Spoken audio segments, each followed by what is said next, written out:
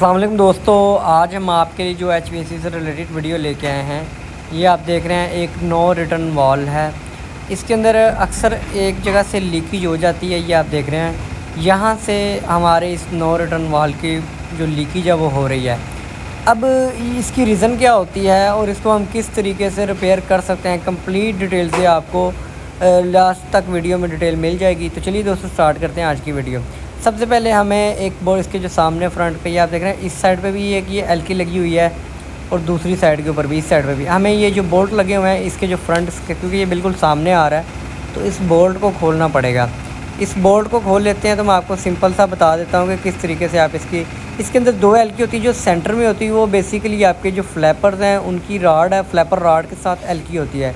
उसको आपने नहीं खोलना था, अगर आप उसको खोल लेंगे सेंटर वाले को तो वो आपका रॉड निकल जाएगा। अब हम इसको खोल रहे हैं, ऊपर की साइड से एलकी खोल रहे हैं। ये किस मकसद के लिए ये भी मैं आपको बता देता हूँ। ये आप देख रहे हैं इसके अंदर पिन होल हो चुका है पानी के प्रेशर के चल के। तो ये आप देख रहे हैं इस तरीके से यहाँ से लीकेज हो रही थी। ये बेसिकली जो एलकी लगाई गई है ये डेड किया हुआ है इसको। यहाँ पे आप गेज का प्रेशर वगैरह भी चेक कर सकते हैं। यहाँ से आप इसके आउट प्रेशर हासिल करने के लिए ये बेसिकली पॉइंट दिया गया है। तो ये आप देख रहे हैं। अब हम इसकी क्लीनिंग कर रहे हैं। अब इसको रोकने का क्या तरीका है, क्योंकि एलकी अगर आपके पास मौजूद नहीं है तो सिंपल स्क्रू बोल्ट से आप किस तरीके से इसको रोक सकते हैं वो भी मैं आपको बड़े इजी तरीके से बता देता हूँ।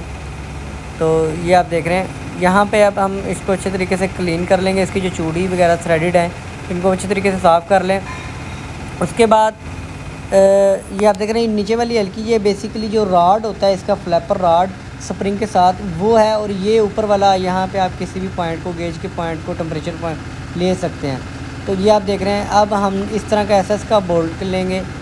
तो ये काफ़ी बड़ा है, इसको साइज़ को काटना है आपने, इसको इसके लेवल पे करेंगे। लेकिन आपने सबसे पहले इसकी थ्रेडेड है उसको लगा के चेक कर लेना, चूड़ी लगा के चेक कर लेनी क्या वो सेम है। फिर आप उस बोल्ट को उसी के, अगर आपके पास उसी साइज़ का बोल्ट है तो किस साइज़ का है वो मैं आपको दिखा देता हूँ। अभी हम इसको छोटा कर लिया है, ये आप देख रहे हैं राड को इसको छोटा कर लिया, बोल्ट को सॉरी छोटा कर लिया। तो इसको अब हम टेफलॉन टेप कर लेंगे। इसी साइज़ का आपके पास बोल्ट होना चाहिए कि जस्ट आपका जो नट है वो आपका आगे की तरफ टाइट हो सके। तो ये आप देख रहे हैं। अब हम इसको अच्छे तरीके से क्लीन करके, तो अब हम इसको टाइट करना है किस तरीके से। इसके अंदर आपने रबड़ की वॉशर रखनी है, हार्ड रबड़ की जो वॉशर होती है, ताकि आपकी लीकेज वगैरह ना लगे। बोल्ट की चूड़ी के ऊपर आपने अच्छे तरीके से टेफलॉन।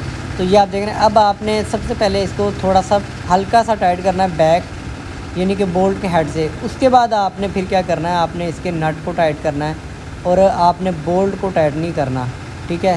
तो नट को टाइट करते जाएंगे तो ये ऑटोमेटिकली जो टेफलॉन लगाई है वो चूड़ी में से लीकेज रोकेगा, और जो ये रबड़ की गैस किट है ये आपकी यहाँ पे आपकी लीकेज रोकेगी। तो अभी हम इसको अच्छे तरीके से टाइट करके, तो अब मैं आपको पंप चला कर दिखाता हूँ कि इसका डिस्चार्ज प्रेशर है। बेसिकली ये डिस्चार्ज की साइड पे लगा होता है नो रिटर्न वाल्व।